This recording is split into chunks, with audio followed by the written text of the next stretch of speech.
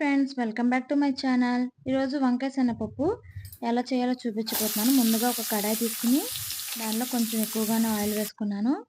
Oil వేసుకున్న తర్వాత onions, పచ్చిమిర్చి ఈ 2 వేసుకొని కొంచెం సాల్ట్ వేసుకొని బాగా ఫ్రై చేసుకున్నాను. కొంచెం బ్రౌన్ అయ్యే వరకు ఫ్రై చేసుకుంటే చాలా బాగుంటుంది. నేను రోజు వీడియోస్ పెట్టలేదు, ఎందుకంటే కొన్ని లైవ్స్ చేస్తున్నాను. వీడియోస్ కూడా ఏమీ లేవు. పిల్లలకి ఎగ్జామ్స్ ఉండడం వల్ల పోస్ట్ చేయడానికి కూడా టైం ఉండట్లేదు. వాళ్ళు వెళ్ళి ఎగ్జామ్స్ రాసి వెంటనే వచ్చేస్తారు. ఇంకా నెక్స్ట్ ఎగ్జామ్స్‌కి మళ్ళీ ప్రిపేర్ చేయించాలి కదా! అందుకే టైం అయితే ఉండట్లేదు. నెక్స్ట్ కొంచెం పసుపు వేసుకుందాము. పసుపు వేసుకున్న తర్వాత వంకాయలు ఉంటాయి కదా! వంకాయలు కూడా వేసేసుకుంటున్నాను. ఇక్కడ వంకాయలు ఇలాగే ఉంటాయి. మీరు వాటిని చూసి ఏమనుకోవద్దు. చూసారు కదా! అలా వైట్‌గాను, అలా పర్పుల్ కలర్‌లోను ఉంటాయి. మన సైడ్ అయితే అవి సెపరేట్, ఇవి సెపరేట్ ఉంటాయి కదా! కానీ ఇక్కడ 2 మిక్స్ కలిపి ఉంటుంది. ఇవి త్వరగా మగ్గవు కూడా. మన సైడ్ అయితే త్వరగా మగ్గిపోతాయి. ఇవి చాలా సేపు మగ్గబెట్టాలి. కొంచెం గట్టిగా ఉంటాయి మరి. ఎందుకో నాకు తెలీదు. ఇప్పుడు సాల్ట్ వేసుకొని మగ్గబెట్టుకుంటున్నాను. సాల్ట్ వేసుకుంటే త్వరగా మగ్గిపోతాయి. ఆనియన్స్ అయినా, వంకాయలైనా. ఇప్పుడు నానబెట్టుకున్నాను. 2 అవర్స్ నానబెట్టుకొని ఒక 10 మినిట్స్ అలా ఉడికించానంతే. ఇలాగైతే ఇంకా మగ్గనవసరం లేదు. ఉడికించినా పర్లేదు. లేకపోతే దీంట్లోనే కర్రీలోనే ఎక్కువసేపు ఉడికించుకున్నా సరిపోతది శనగపప్పు. నేను ఒక 2 అవర్స్ ముందే నానబెట్టుకున్నాను. ప్లస్ ఒక 10 మినిట్స్ ఉడకబెట్టాను. ఇప్పుడు కొంచెం అల్లం వెల్లుల్లి పేస్ట్ కూడా వేసేసుకున్నాను.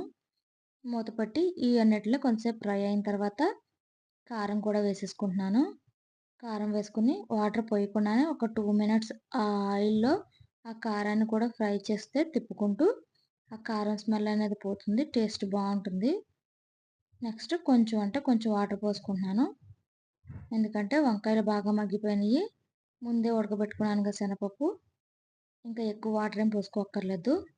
తక్కువగానే పోసుకుంటున్నాను. ఇది సాటర్డే చేశాను. తమ్ముడు వచ్చాడు కదా! అప్పుడు సాటర్డే చేశాను. ఇంకా నెక్స్ట్ సండే ఇంకా నాన్ వెజ్ చేసుకున్నాము. సాటర్డే ఇంకా వాడికి ఇంట్లో వంకాయలున్నాయి, ఫ్రెష్‌గా ఉన్నాయి. సర్లే వంకాయ శనగపప్పు అంటే ఇష్టమని ఇది చేసి రసం చేశాను.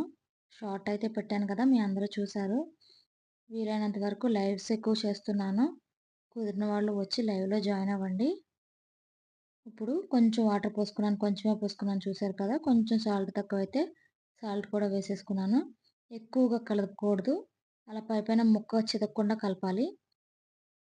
ఇప్పుడు మూత పెట్టుకొని ఆ వాటర్ ఎగిరే వరకు ఎగరబెట్టుకుంటే కర్రీ అనేది రెడీ అయిపోతుంది. నేను గరం మసాలా ఏం వేయట్లేదు. ఇలాగే నాకిష్టం.